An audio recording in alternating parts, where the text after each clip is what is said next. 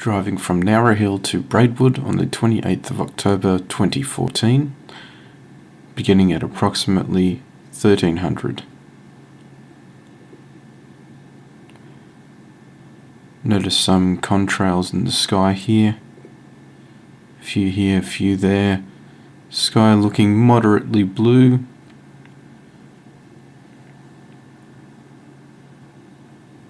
It's with a little silvery tinge, but fairly blue. Here, looking over Albatross, we have a few streaks that have turned into a bit of a white mass, and then further over to the northwest we see some contrails with a bit of waving and a slight stop-start, which you'll see a bit more clearly as we get closer to Braidwood.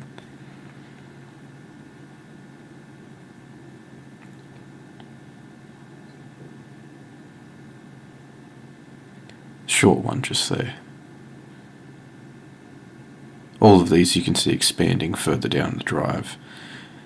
For instance, here further down the Braidwood Road, just near Morton National Park, you can see how much further they've expanded within about a half an hour's driving, and then also off to the south as well.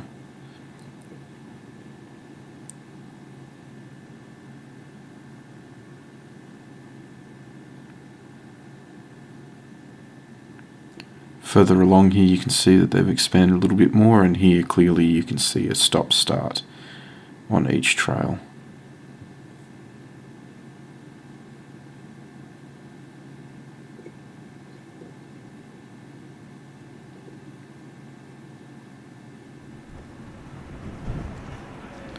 Now we're at Nelligen. A little bit later you can see how much more they've expanded. Notice how at Nelligen there you didn't hear very much bird life. Normally when we see these kinds of trails, there's not much in the way of bird life happening. They sort of go a bit quiet. Here further along the drive you can see how much more they've expanded. It's 15:30 exactly. We're a bit over 5 k's from Braidwood at St. Omer Creek. Just look at all those chems all on the Melbourne to Sydney flight path. Look at it all. Oh no, I'm sorry, they're cloud streets. And that must be a jellyfish cloud. And that's the Sydney to Melbourne over there. So where we are, right in the middle, there's nothing overhead. Just the also not many birds. You can see the mess on both sides, like all around.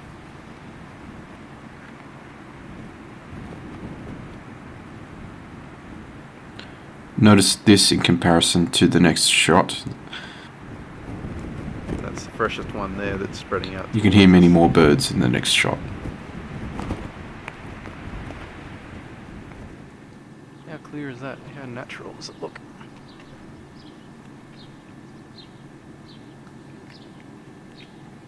It's a quite noticeable thing when there aren't many persistent trails. There seems to be a lot more bird life.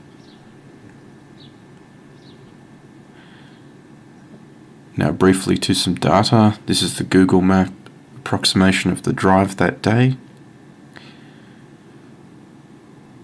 A Wikipedia entry on contrails, noticing that it says contrails tend not to form at less than 60% relative humidity.